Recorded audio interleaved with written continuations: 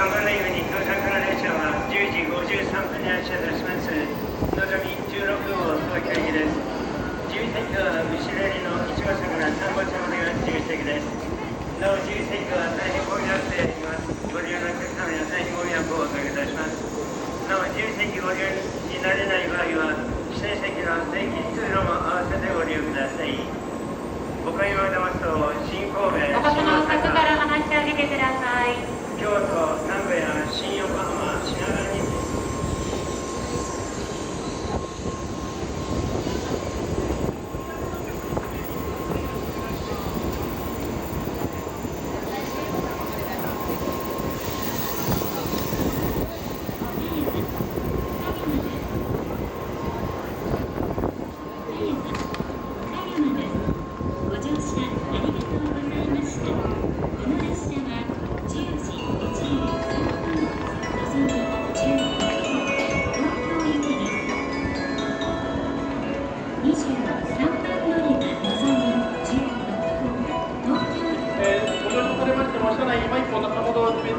お願いいたします。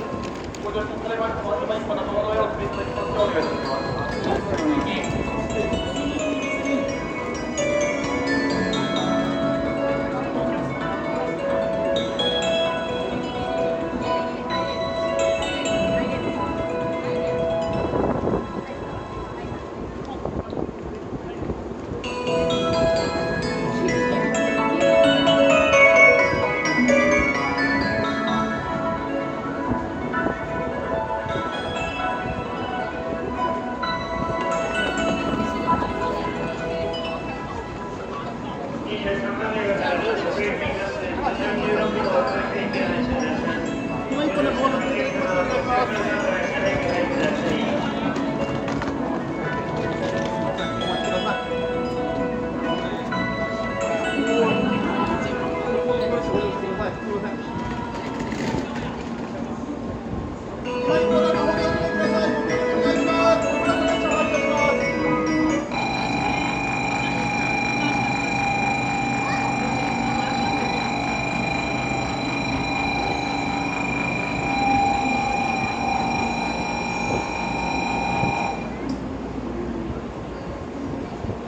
16号ドアが閉まります。